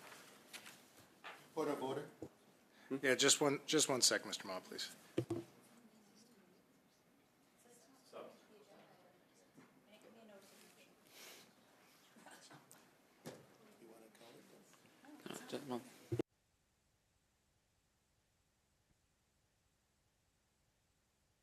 Yeah, I mean, so the trouble here, Mr. Gouliamine, is that this motion, to my knowledge, was not put on notice previously, and we are not in committee business. Therefore, it's not related. The motion that you're reading in was put on notice previously, the exact same one? Okay, I'm just going to double check that then, okay?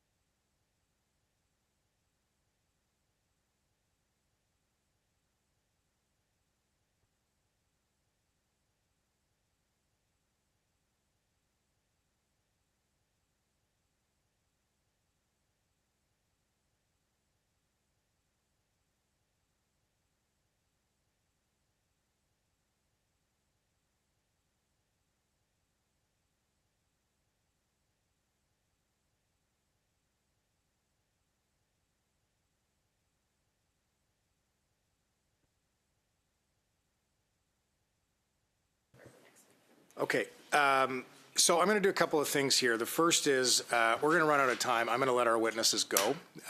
So witnesses, thank you very much for your testimony here today. We appreciate the contributions. Wish you a good rest of your day. Mr. Ma, on a point of order. Yeah, relevancy of this motion to this particular meeting, especially with the witnesses and so forth. Very much. So there's a little bit of confusion. I'll just clarify here for us. So, Mr. Gouliamine, you can't move that motion, not because of a relevance issue per se, but because you did not put the motion on notice. So that motion has to be moved by the original member who put it on notice. Now, Madame Dancho, of course, is welcome to do that should she wish, but I can't accept it from you because it was not originally put on notice by you. So I can cede my time to Ms. Dancho. There's no time issue here, so I'm seeing Madame Dancho has her hand up. I have a good guess as to what this might be about. Thanks, Mr. Chair. I move that the committee undertake a consideration of supplementary estimates 2025 to 2026, refer to the committee, that the Minister of Ministry and Department officials be invited to testify, and that the committee report the votes back to the House no later than March 26, 2026. Okay, so colleagues, that motion's before us. That motion had been put on notice. The challenge, I will just note prior to us engaging in a discussion on this, is the timeline. So the deadline for the subs, I believe, is in a couple of. We're just waiting to get the answer to that, but it is very soon, which would require, of course, some changes to the current schedule before us, and obviously the availability of the minister within that tight time frame. But as with all motions, the floor is open for debate. Mr. Bardisi. Thank you, Mr. Chair. And I just did want to register. I did want to hear my colleagues, Mr. Ma's engagement with those witnesses, and I hope that in the rest of the auto study that we can have an opportunity to hear questions about and remarks related to the cybersecurity concerns that were raised, and some of Mr. Ma's expert questions back. We have a motion related to the supplementary estimates. We also know there's interest in hearing from the minister on the main estimates, and because these are closely related, and because there are often requests to have the minister, I do have a motion that is could be an amendment to the current motion. I would just need I'll just bring the language back up. I don't know if there's, but I would like for the committee to consider that we invite the minister to participate in one discussion that features both the supplementary estimates and the main estimates, since because of the timelines you identified, and because it's fundamentally covering the same issues. So, are you proposing to put forward an amendment to Madame Dancho's motion? I am. I just need to have Madame Dancho's language in front of me, which I do not have yet.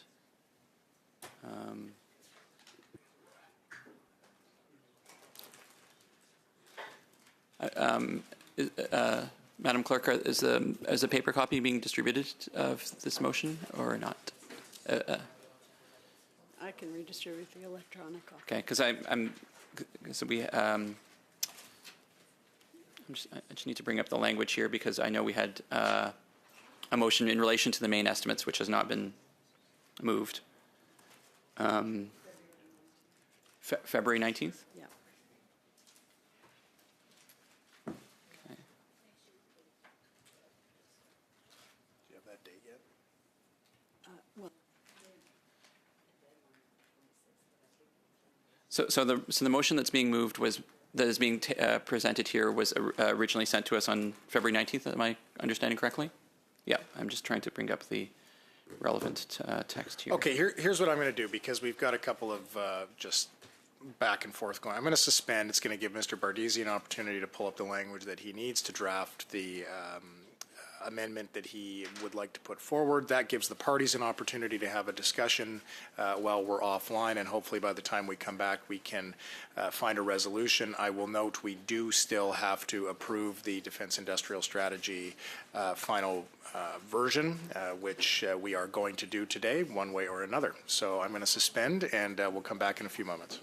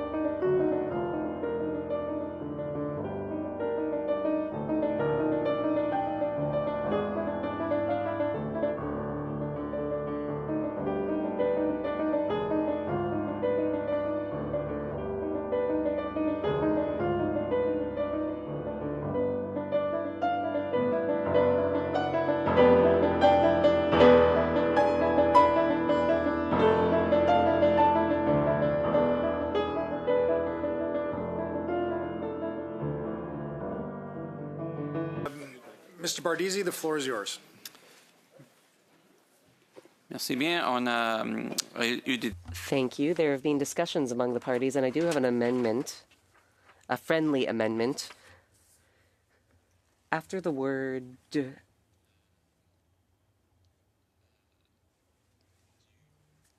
consideration of the, we would add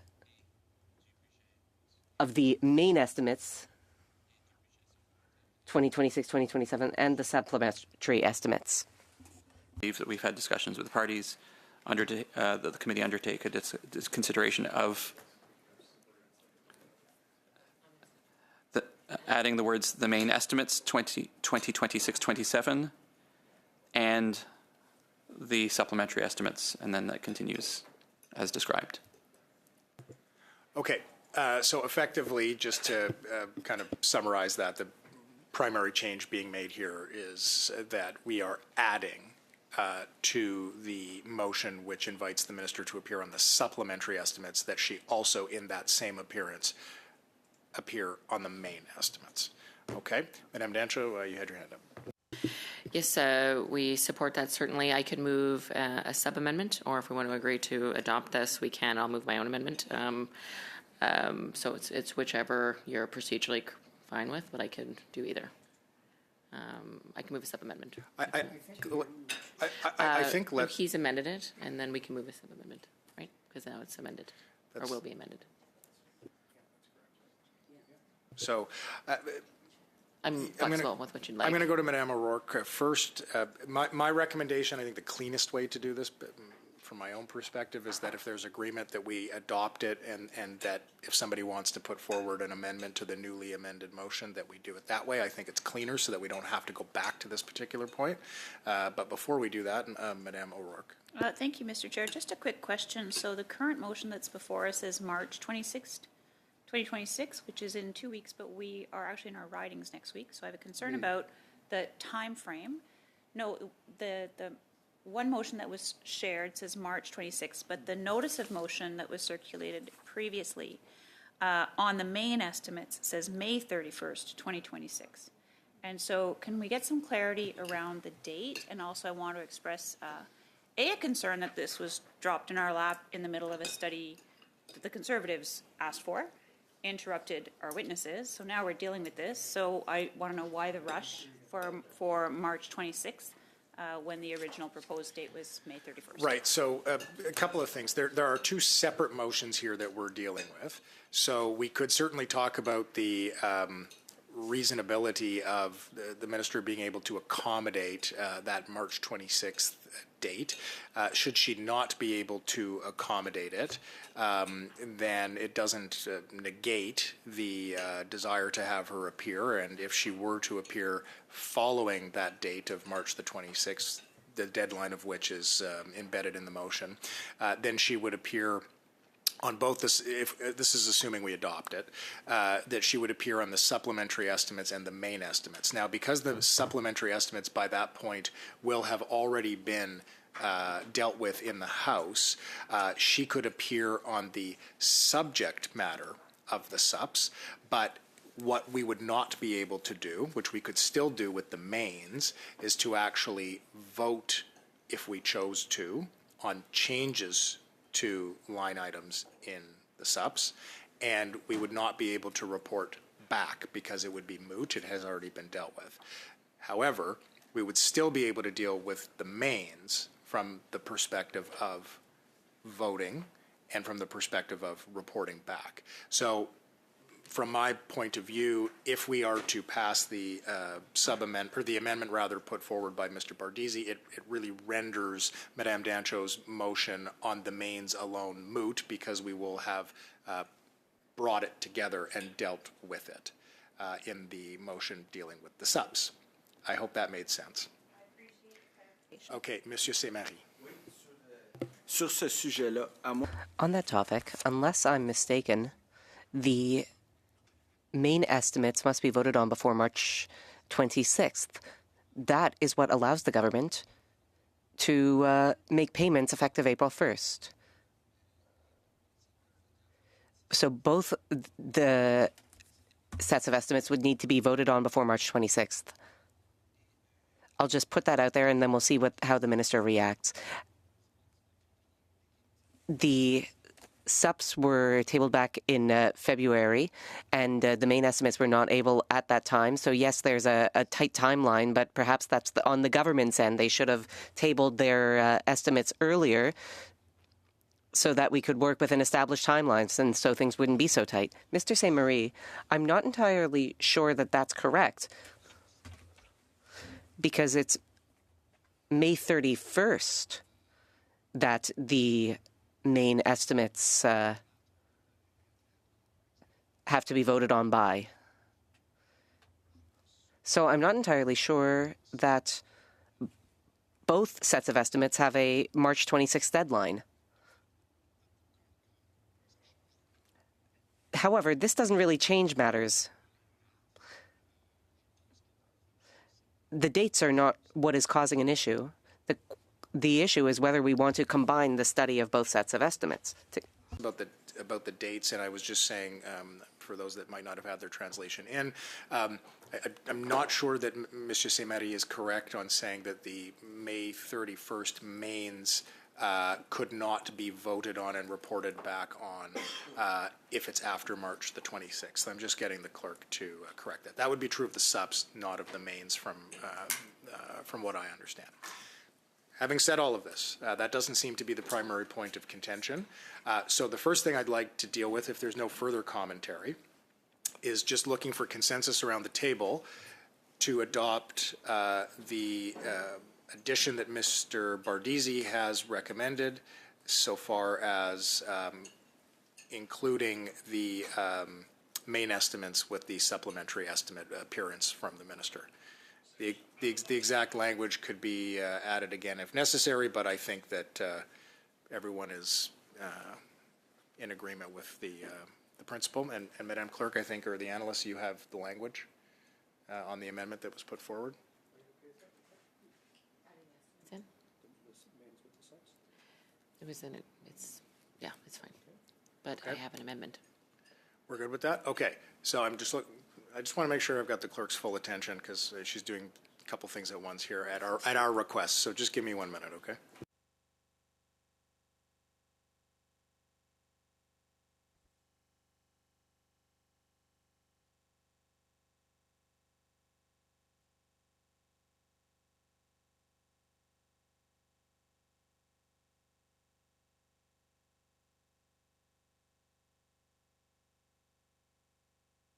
Do you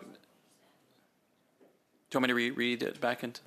Yeah, I'm going to get you to do that just so everyone's 100% on the same page. So, Mr. Bardizzi, if you just go ahead and read the amended version that you put forward, please. Okay, so the amended version of the motion would be, in English, that the committee undertake a consideration of the main estimates 2026-27 and the supplementary estimates C 2025-26, referred to the committee, and the rest of the motion, that the Minister of Industry and departmental officials be invited to testify, and that the committee report the votes back to the House no later than March 26, 2026. Yeah. En français aussi? No. Okay. I think we're good. Yeah, okay. All right. Madam Dancher, you had your hand up, but was it to speak to this, or can we vote on this first? We can vote on it. Okay. I'm looking around the table. I saw unanimous consent to adopt the amendment put forward by Mr. Bardizzi. Okay, I'm going to consider that adopted. We are now back to a conversation on the main motion as adopted. Madame Dancher, the floor is yours. Thanks. I'd like to move an amendment to the amended motion, just a very brief one. So after the second line, it would say, the Minister of Industry and department officials be invited to testify for at least 2 hours. And then the rest remains the same in the amended motion. Okay, so colleagues, the effective change here up for discussion is taking the motion we just agreed on, which is a ministerial appearance on both the subs and the mains, and moving it or ensuring that it includes, as per Madame Dancho's amendment, a 2-hour appearance as opposed to a 1-hour appearance. Mr. Bardizzi, the floor is yours.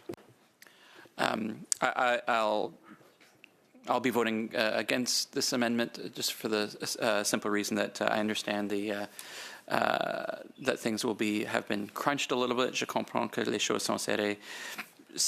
Things have been crunched a bit due to the restrictions of the parliamentary calendar.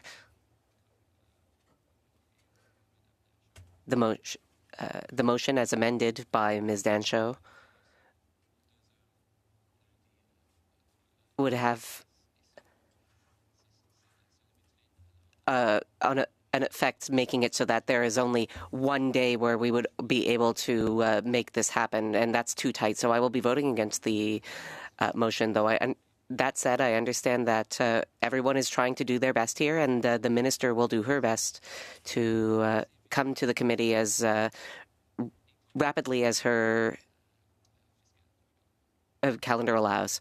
Understood. Mr. St. Marie, over to you. I will be voting in favor of this amendment. Typically, the minister would come to testify once about the supplementary estimates and once about the main estimates. Now she's only coming once, so a 2-hour testimony would seem like a good compromise. I would remind my colleague that the Canadian public has just elected a minority government, so it should act like a minority, well, it remains one at least. As you know, everyone, Gabrielle St. Marie has quite a powerful vote as it stands in these circumstances. So we could have the vote, or we could just agree to let this one go. Well, I think I'm seeing that the numbers are certainly there, presuming that Mr. Small, who I believe is it? Well, I only see Madame Borelli. Mr. Small, actually, is he subbed in? Okay, Mr. Small, I don't want to presume where you're voting on this, but I'm just going to go ahead and guess, and you can give me an indication if I'm wrong that you'll be voting in favor of Madame Dancho's amendment. Just give me a thumbs up. Don't worry about your microphone, sir. Okay, excellent. Thank you. All right. Okay, colleagues, we will consider that adopted. And now we're going to move on with the final task before us today, which is is the final adoption of the Defense Industrial Strategy Report. The challenge we have, and Mr. Small, this will involve you, we have to go in camera, which means, unfortunately, we need to give the techs a couple of minutes to turn us over and get the Defense Industrial Strategy. So, Mr. Small, there should have been a link sent to you and your team that will allow you to disconnect from this one and rejoin for the in-camera portion. This should not take us very long. Colleagues, we will get into this once we are in camera. We're briefly suspended.